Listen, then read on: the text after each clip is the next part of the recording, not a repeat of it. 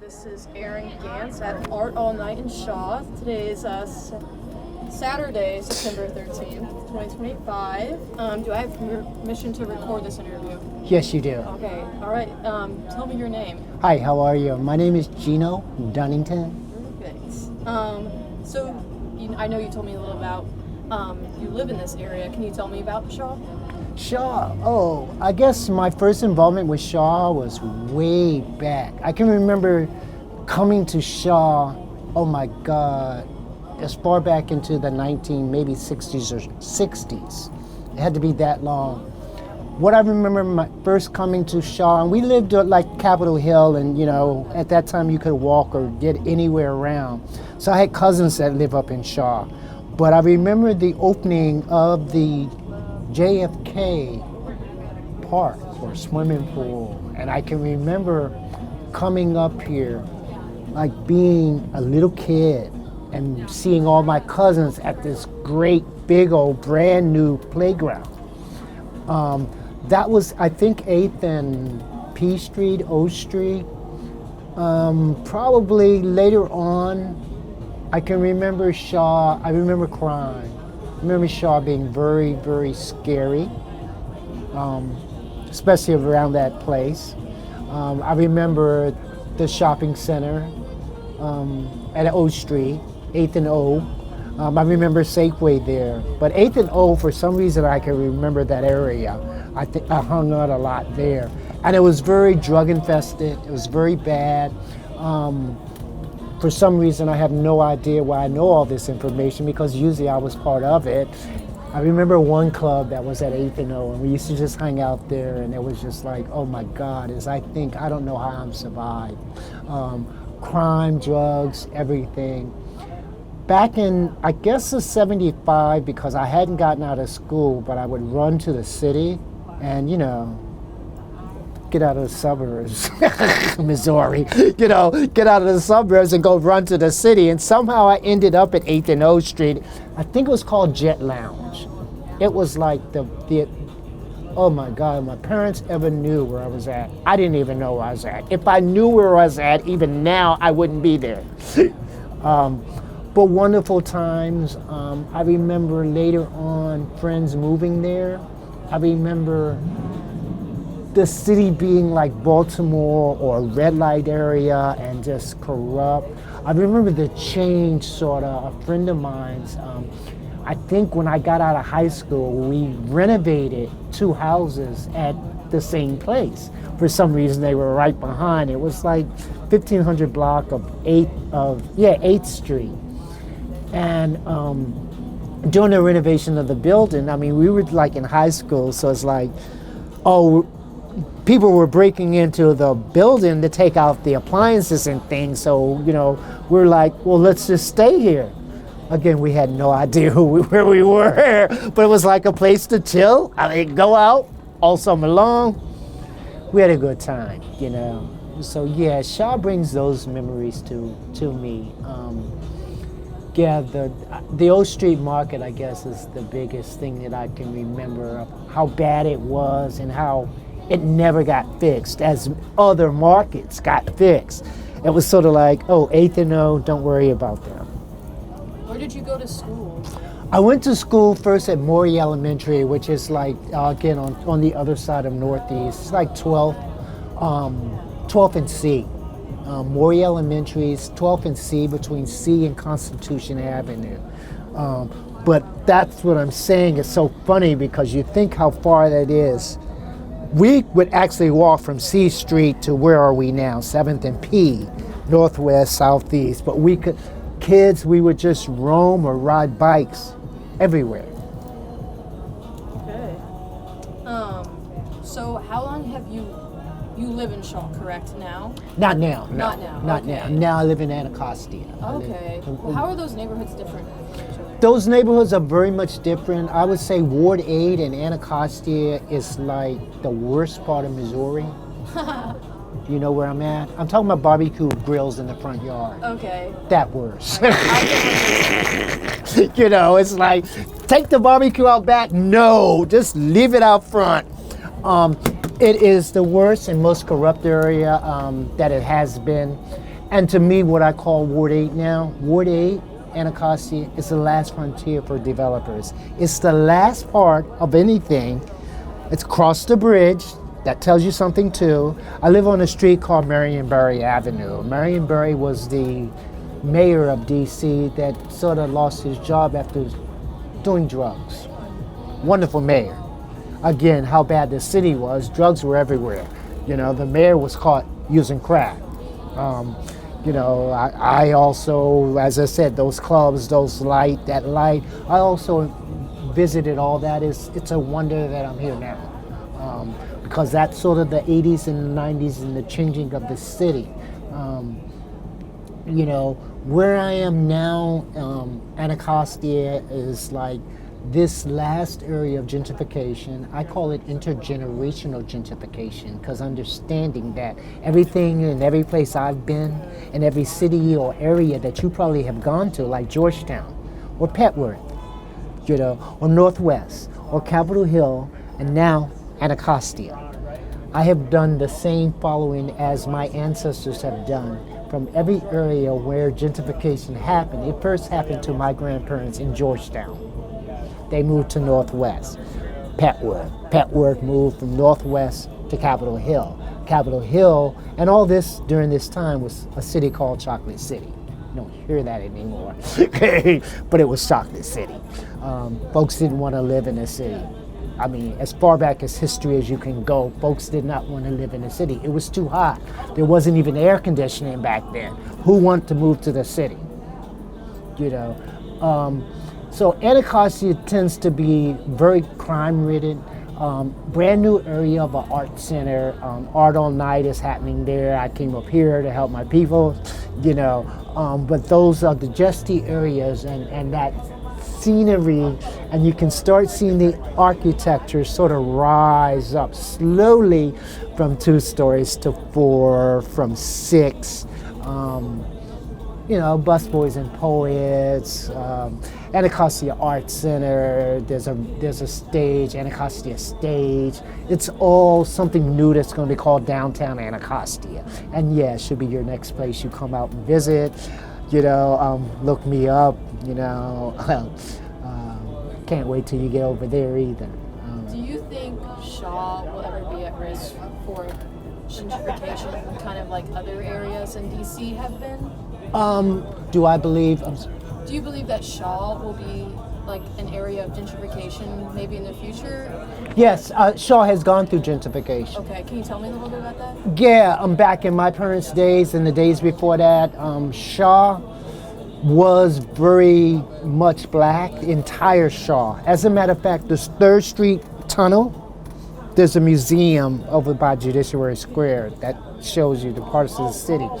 But the 3rd Street Tunnel, 395, was supposed to run straight through Shaw, where we're standing. The highway would have went straight up to Petworth or somewhere. That whole highway stops because blacks were the first blacks that really stopped, and as blacks and as ancestors, they're like, you can't do that. You're gonna just ruin everybody, and you're gonna ruin these neighborhoods. So it was first, that's why 395 stops at New York Avenue. It would have kept coming straight up 7th Street. And all those people would be housed, they would lose their housing, they would lose anything. It would be called, you know, just like everything in a city, but you know, that's what saved Shaw for being what Shaw. And so yeah, from those days up to the 70s or 80s, you see, those days were really early, probably in the 40s or 50s, well, my relatives. But yeah, over the 70s, 80s and changing, it's always been crime-ridden. Now, I would say it changed, Shaw probably changed, probably, yeah, somewhere around 2000 it started changing in the artsy and, you know, housing and all those kinds of stuff. Were there protests to stop the highway? Yes, yes, way back then. Yes, to protest, and the people won. Obviously, we're not sitting on a highway. And it was like, these were black, so it was like, again, family or my history, or people tell me, it's like, It was like amazing that, one, if they were heard, but they stopped it, something now that doesn't happen because we have things called eminent domain. And it doesn't matter, we'll just run a highway through you.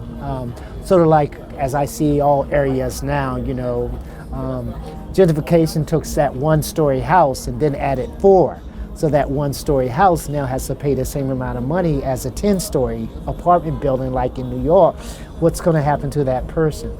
Ultimately, they're going to have to go because they can't afford to compete with 10 stories of the same square footage on the ground. That's gentrification.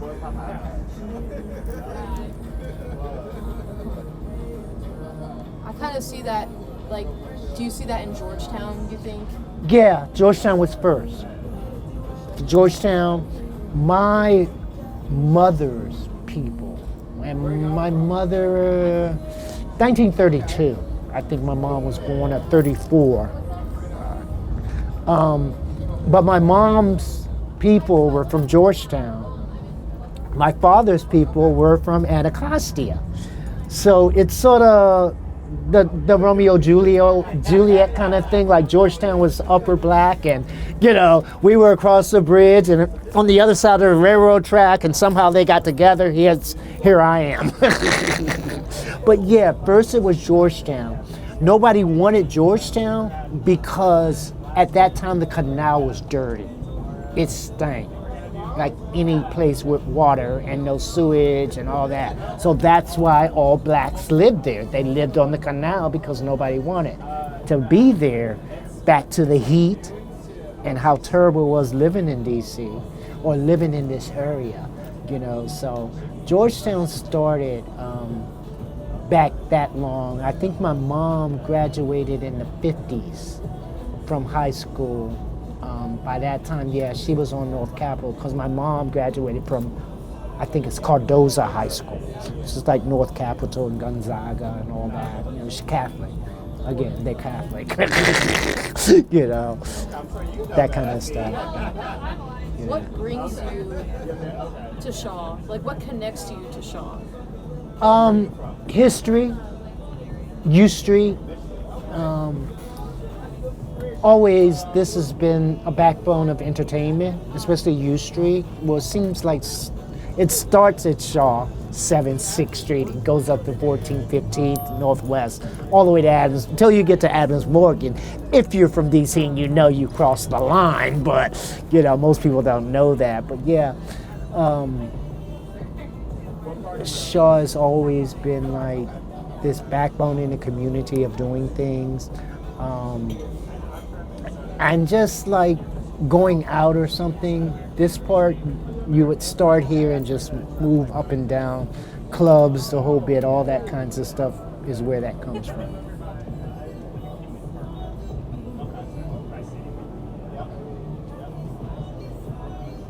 Okay, I just have one more question for you. Cool. Are there ways you would like to see the neighborhood change in the future? Yeah, like all neighborhoods, I wish neighborhoods would be inclusive.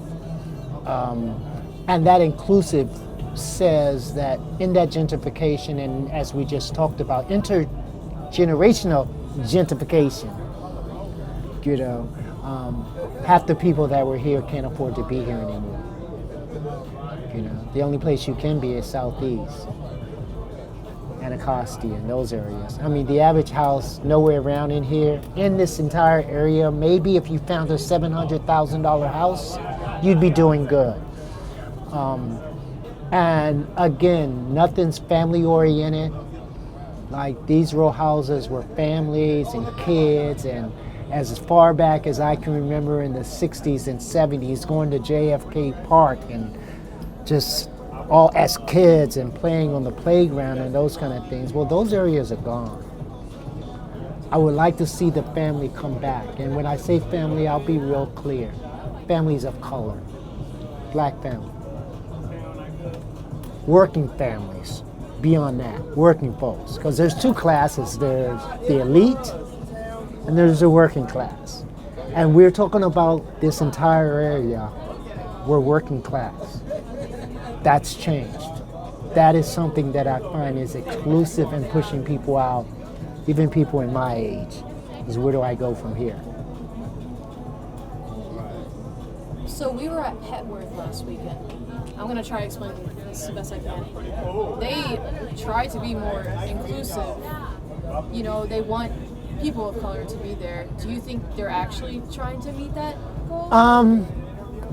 I think they want, but the problem is not they want. It's the problem comes with everything else that goes with that. That goes with education, that goes with salary, that goes with jobs, that goes with opportunity, that goes with affordable housing, that goes with affordable housing, for instance, in the District of Columbia. Affordable housing for the District of Columbia, even with a low income, you can make $50,000 and you can apply for low income housing at $50,000. The minimum wage is $15, $17, so that's $30,000 a year. So if your rent's at $2,000, you're at $24,000 already, and that's impossible. I mean, that's there goes the problem with everywhere. And of course, you see programs that talk, but if you really understand housing and low-income housing and how that made, even the developer coming here and I'm building 200 units, and I'm gonna make 10% of those units low income.